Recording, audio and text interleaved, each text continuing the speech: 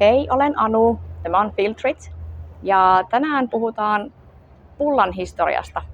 Eli kuinka suomalaiset vuoden kiertoa ymmärtävät pullasta pullaan tekniikalla, eli juhlista juhliin, joissa pullia syödään.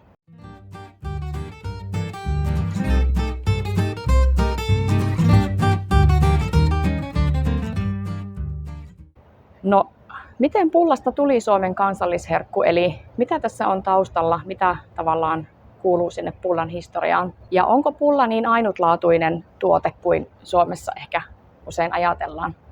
No ehkä yllättäen pulla ei ole suomalaisten vanhimpia leipomuksia, eli monelle pulla saattaa tuntua siltä, että no ainahan sitä on ollut olemassa, koska se on omasta lapsuudesta tuttu ja myös ehkä jopa isovanhempien lapsuudesta tuttua. Mutta Suomen vanhimpiin, siis leivän lisäksi leivottuihin tuotteisiin kuuluu piparit. Eli pipareita syötiin jo keskiajalla, tietenkin lähinnä eliitin keskuudessa, koska mausteet oli kalliita ja vaikeasti saatavia. Ja vesirinkeleitä alettiin leipoa 1600-luvulla, kun taas pulla tuli suomalaisten kahvipöytiin ja taas ensin niin sanotusti eliitin pöytiin 1700-luvun kuluessa, jolloin vehnää alettiin hieman enemmän tuoda. Ja jolloin vehnä alkoi yleistyä Suomessa. Ja pulla tuli Suomeen monen muun ruokainnovaation ja maun ja mausteen lailla Ruotsista. Eli ensimmäinen pulla Suomessa leivottu ja syöty oli laskiaispullaa, ja tämä oli ruotsalaisen mallin mukaan pappiloilla tapana, pappiloissa, kartanoissa.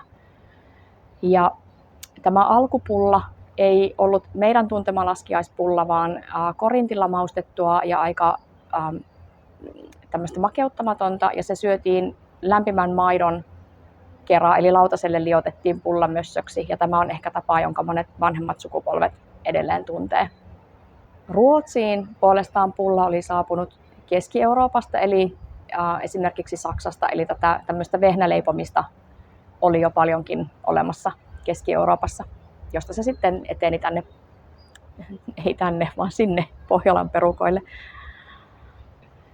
Pullan toinen nimi Vehnänen viittaa tietenkin vehnäjauhoihin, joista se leivotaan, mutta vehnäjauhot on Suomessa olleet pitkään ylellisyystuote, ja ne on yleistyneet todenteolla vasta viimeisten 100 vuoden aikana. Eli Suomessa on perinteisesti viljelty ja syöty ohraa ja ruista, myöhemmin myös kauraa. Ohran viljelyä tunnetaan Suomesta jo kivikaudelta saakka, eli se on alkanut jo noin 4000 vuotta sitten arkeologisten löytöjen perusteella, kun taas kaura ja ruis on tulleet Suomeen paljon myöhemmin rautakaudella.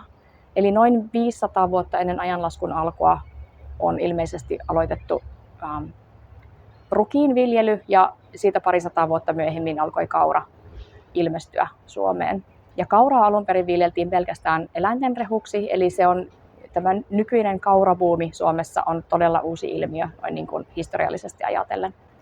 Sydänkeskiajalle tultaessa, eli 1200-luvulla, näyttää siltä, että kaikki nämä ohra, kaura, ruis olivat vakiinnuttaneet paikkansa suomalaisessa viljelykulttuurissa.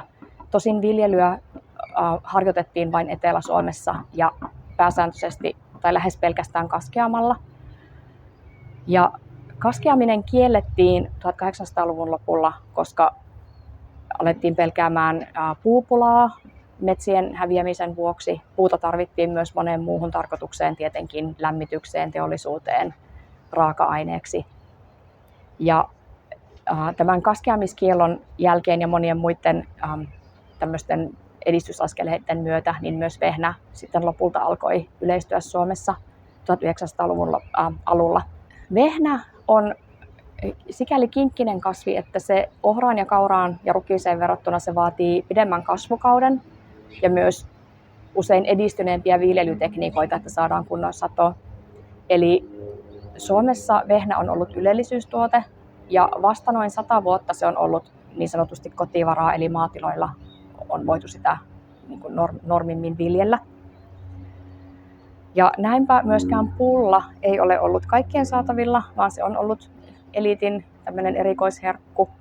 Ja pulla on vasta alkanut saapua suomalaisten kahvipöytiin tosiaan viimeisten 100 vuoden mittaan ja enenevässä määrin viimeisten 50 vuoden aikana etenkin, koska myös kaupat on lähteneet sitä markkinoimaan. Pullan leviämistä tällaisena suosikkiherkkuna edesauttoi se, että Suomessa kahvinjuonti yleistyi 1800-luvulla, eli se tuli ikään kuin kaikkien keittiöihin. Ja kahvinjuonnin myötä syntyi myös tämä tapa syödä jotain makeaa kahvin kyljessä, eli kahvileipää. Ja pulla ajoi tämän asian tosi hyvin, koska se oli kuitenkin kohtalaisen helppo tuote mistä tahansa keittiössä leipoa. Ja pullasta sai myös tehtyä korppuja, eli kuivunut pulla muuntuu korpuksi kätevästi. Mausteita on Suomeen tuotu jo satoja vuosia, keskiajalta saakka viimeistään, mutta tavallisen kansan ulottuvilla ne ei ole olleet pitkään, tietenkään koska hinta ja saatavuus on olleet hankalia. Ja ylipäätään Suomen maaseudulla rahatalous alkoi yleistyä vasta vajaat 100 vuotta sitten, eli ylipäätään tällaisten ostotuotteiden hankinta ei ole ollut helppoa suomalaisille tavalliselle kansalle. Toki mausteyrttejä on Suomessa viljelty jo kauan, eli tosiaan keskiajalta lähtien vähintään tai siitä asti on tietoa asiasta. Mutta mausteyrttejä alun perin käytettiin enimmäkseen lääkkeinä sekä viinan maustamiseen, eli viina meni pullan edelle tässä. Ja toki suomalaiset mausteyrtit, vaikkapa lipstikka, ei nyt ole pullamauste lähtökohtaisestikaan. Sokeria, kanelia ja kaardemummaa, jotka kuuluu nykyiseen suomalaiseen pullaan, niin niitä on Suomeen tuotu jo 1600-luvulta ainakin. Ja kauppakumppaneinahan yleensä oli Keski-Euroopan maita ja luonnollisesti myös Ruotsi Suomen aikana. Mutta kaikki nämä mausteet alkoi yleistyä vasta 1900-luvun alussa. Eli samoista syistä kuin aiemmin mainittu, eli saatavuus, kalleus, hankala hankkia. Sokeri yleistyy Suomessa rajusti tai on yleistynyt viimeisten 100 vuoden mittaan muun muassa siksi, että ensimmäinen sokerijuurikastehdas perustettiin 1918. Eli se oli ensimmäinen tehdas Suomessa, joka pystyi käyttämään kotimaista raaka-ainetta sokerin valmistukseen. Eli ei tarvinnut tuoda kaukaa muilta mailta vierahilta sokeriruokoa. Suomen tunnetuimmat pullamallit ovat ehkä voisilmäpulla ja kanelipulla. Ja näistä voisilmäpulla todennäköisimmin on se vanhempi tunnettu, eli ikään kuin tämmöinen alkuperäinen laskiaispulla-versio, kun taas kanelipulla on ollut olemassa vasta noin 100 vuotta. Tai se on tunnettu Suomessa vasta noin 100 vuotta ja se on tullut myös Ruotsista meille. Kanelipulla sellaisena kuin suomalaiset sen tuntee, niin on hyvinkin samanlainen tuote kaikkialla Pohjoismaissa sekä myös Pohjois-Euroopassa ylipäätään. Eli se tunnetaan myös Baltian maissa ja ainakin Saksassa ja Itävallassa. Mutta tällainen kanelin makuinen leivonnainen tai kanelikierre ei itse asiassa ole mitenkään harvinainen tuote. Eli tämmöisiä kanelikierteitä leivotaan oikeastaan ihan kaikkialla Euroopassa, mutta myös paljon Euroopan ulkopuolellakin. Eli ne on levinneet myös esimerkiksi Yhdysvaltoihin, Kanadaan ja Australiaan. Ja on mahdollista, että ne on matkanneet pohjoismaisten tai ainakin eurooppalaisten maahanmuuttajien mukana.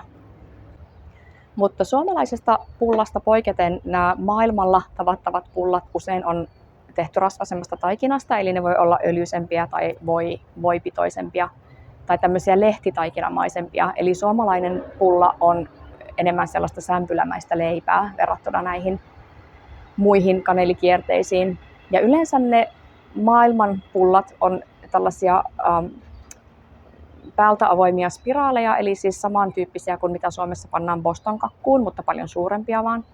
Eli esimerkiksi Australian pulla yleensä on 2 tai 3 kertaa sen kokoinen, mikä suomalainen korvapuusti. Ja toinen ero mun mielestä aivan selvä on, että usein maailmalla pullat koristellaan tämmöisellä sokerivesikuorrutteella tai muulla jollain niin kuin kuorrutuksella, kun taas Suomessa ne koristellaan raesokerilla. Ja raesokerihan ei ole mikään tavallinen tuote maailmalla useinkaan, vaan se on vähän erikoistuote. Eli esimerkiksi täällä Australiassa niin sitä on pikkasen vaikea löytää ja suomalaiset sitten rajaa sitä mukanaan, samoin kuin kaardemumma-putkiloita, koska kaardemumma-rouhe ei ole maailmalla aina saatavilla, että on kaardemumman siemenkotia ja jauhetta, mutta ei rouhetta, joka siihen pullaan kuuluu. Netistä tosiaan löytää reseptejä vaikka minkä maalaisiin pulliin, eli on pullaa Marokosta, Meksikosta, Ranskasta, Kanadasta, USAsta. Mutta pullan keksijänä itseään mainostaa Ruotsi, eli todellisuudessahan ei varmaan pystytä selvittämään, että mistä pulla tai tällainen kaneelikierre etenkin on alun perin lähtenyt, mutta ruotsalaiset sen on onnistuneet itselleen lanseeraamaan tai brändäämään muun muassa Ikean pullamyynnin kautta. Ja suomalaiset ja ruotsalaiset pullat poikkeaa toisistaan aavistuksen. Eli vaikka toki kumpikin maa jakaa tämmöisen pullarakkauden, eli ruotsalaiset muun muassa on tehneet tunnetuksi kansainvälisen pullapäivän, jonka he aloittivat 25 vuotta sitten. Ja se on 4. lokakuuta, eli silloin kannattaa pullaa leipoa ja syödä ja siitä nauttia.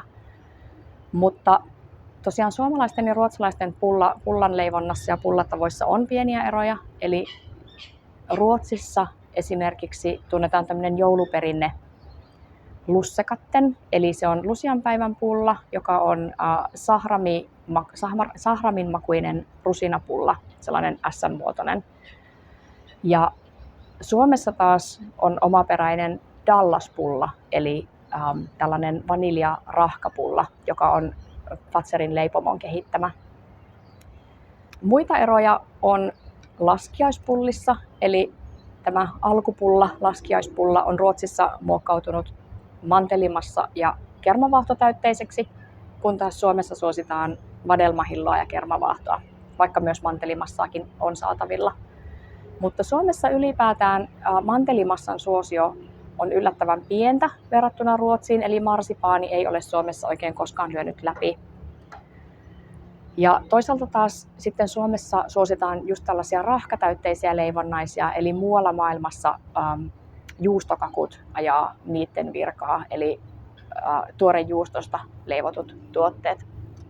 Mainitsinkin tuossa aikaisemmin, että suomalainen pulla on kansainvälisesti ajatellen aika tällaista makeuttamatonta ja vähän leipämäistä, eli kansainvälisissä resepteissä, esimerkiksi vanhoissa Amerikkaan matkanneissa resepteissä, pulla yleensä on nimeltään pulla bread, eli pullaleipä.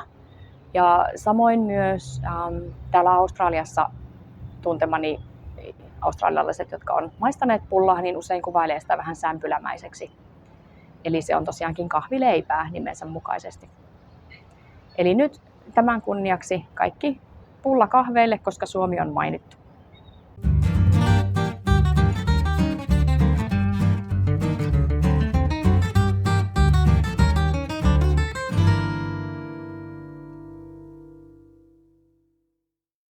Oli ihan silleen, you poor thing, that's what you've grown up with. Joo, ei kannata koskaan odottaa pessimistä lipetyä. Niin, nimenomaan. Näistä ei voi niinku, näitä ei pysty Suomen ulkopuolelle levittämään, ne ei vaan mene minnekään. Nyt tulee pilvi.